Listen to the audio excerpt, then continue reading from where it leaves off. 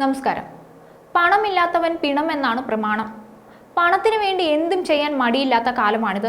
എങ്ങനെയും കോടീശ്വരന്മാരാകാനാണ് എല്ലാവരുടെയും ആഗ്രഹം. ലക്ഷപ്രഭു എന്നാണ് പണക്കാരനെ കുറിച്ചുള്ള പഴയ സങ്കല്പമെങ്കിൽ ഇന്നത് കോടീശ്വരനും കോടാനുകോടീശ്വരനുമായി മാറിയിരിക്കുന്നു.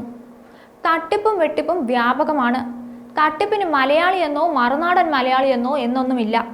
യുഎഇയിൽ കഴിഞ്ഞ ദിവസം സിനിമയ്ക്ക് പോയ പ്രവാസികളടക്കം അനേകം പേരുടെ മൊബൈൽ ഫോൺ ഹാക്ക് ചെയ്യപ്പെട്ടിരുന്നു.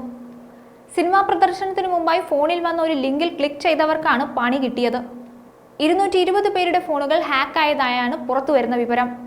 ഇതിലൂടെ കയ്യിലുള്ള കാശ് പോയി എന്നാണ് പ്രവാസികൾ ആദ്യം കരുതിയത്.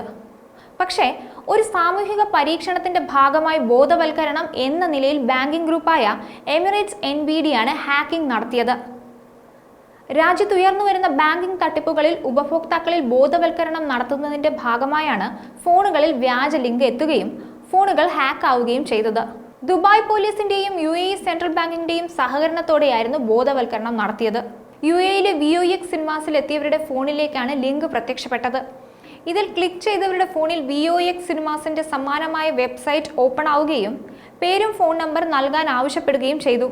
വിവരങ്ങൾ നൽകി റെഡീം നൗ കൊടുത്തവരുടെ ഫോൺ ഹാക്ക് ചെയ്യപ്പെട്ടതായി കാണിച്ച് സന്ദേശം വരികയായിരുന്നു.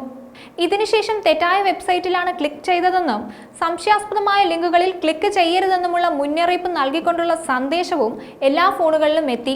വ്യക്തി വിവരങ്ങൾ, ID-കൾ, OTP-കൾ, ബാങ്കിംഗ് വിവരങ്ങൾ എന്നിവ കൈക്കലാക്കാൻ ലക്ഷ്യമിട്ട് തട്ടിപ്പുകാർ വിവിധ പ്ലാറ്റ്ഫോമുകൾ ഉപയോഗിക്കുന്നതിനാലാണ് അവബോധമെന്ന നിലയിൽ എമിറേറ്റ്സ് NBD ഇത്തരമൊരു വ്യാജ ഹാക്കിംഗ് നടത്തിയതെന്നും വ്യക്തമാക്കിയിരുന്നു.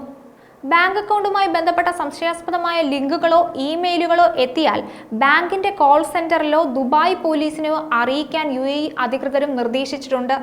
തട്ടിപ്പിന് മലയാളിയെന്നോ പ്രവാസിയെന്നോ എന്നൊന്നുമില്ല. ആരായാലും തട്ടിപ്പുകാർക്ക് ഇരയുടെ കയ്യിലെ പണമാണ് മുഖ്യം. നമ്മുടെ നാട്ടിലും തട്ടിപ്പുകൾ വ്യാപകമായി നടക്കുന്നുണ്ട്, പ്രത്യേകിച്ച് ഓൺലൈൻ തട്ടിപ്പ്. ആലപ്പുഴ ജില്ലയിൽ ഓൺലൈൻ തട്ടിപ്പുമായി ബന്ധപ്പെട്ട ഒരു വർഷത്തിനിടെ രജിസ്റ്റർ ചെയ്തത് 244 കേസുകൾ. ഇതിൽ 35,000 കോടി 12,72,986 രൂപ ആളുകൾക്ക് നഷ്ടമായി. കണ്ണൂരിൽ കഴിഞ്ഞ 6 മാസത്തിനിടെ മാത്രം 70 കേസുകളാണ് രജിസ്റ്റർ ചെയ്തത്. 10 കോടിയോളം രൂപയാണ് കണ്ണൂർ സിറ്റി പോലീസ് പരിധിയിൽ നിന്ന് മാത്രം തട്ടിപ്പ് സംഘം കൊണ്ടുപോയത്. കേരളത്തിൽ സൈബർ തട്ടിപ്പുകൾ വർദ്ധിക്കുന്നതായാണ് പുറത്തുവരുന്ന റിപ്പോർട്ടുകൾ സൂചിപ്പിക്കുന്നത്. കേന്ദ്ര ആഭ്യന്തര മന്ത്രാലയത്തിന്റെ കണക്ക് പ്രകാരം ഓൺലൈൻ തട്ടിപ്പ് പരാതികളെ തുടർന്ന് 2023 ജനുവരി മുതൽ 2024 മെയ് വരെ 5055 സിം കാർഡുകളും 4766 മൊബൈൽ ഫോണുകളുമാണ് കേരളത്തിൽ ബ്ലോക്ക് ചെയ്യപ്പെട്ടത്. ഇക്കാലയളവിൽ 21,159 പരാതികൾ ലഭിച്ചു.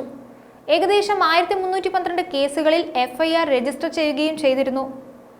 സംസ്ഥാനത്ത് 23,757 ഓൺലൈൻ തട്ടിപ്പ് പരാതികളിൽ നിന്നായി 200 കോടിയോളം രൂപ നഷ്ടപ്പെട്ടിരിക്കാമെന്നാണ് വിവരങ്ങൾ സൂചിപ്പിക്കുന്നത്. എന്തായാലും ഓൺലൈൻ തട്ടിപ്പ് വ്യാപകമാണ്. ഒന്ന് കരുതിയിരുന്നോളൂ, ഒരു തട്ടിപ്പിനും ഇരയാകാതിരിക്കുക. നിങ്ങൾ സൂക്ഷിച്ചില്ലെങ്കിൽ കീശയിലുള്ള കാശ് കണ്ണടച്ച് തുറക്കും മുമ്പ് നഷ്ടമാകും. ന്യൂസ് ഡെസ്ക്, ഈനാട് മലയാളം.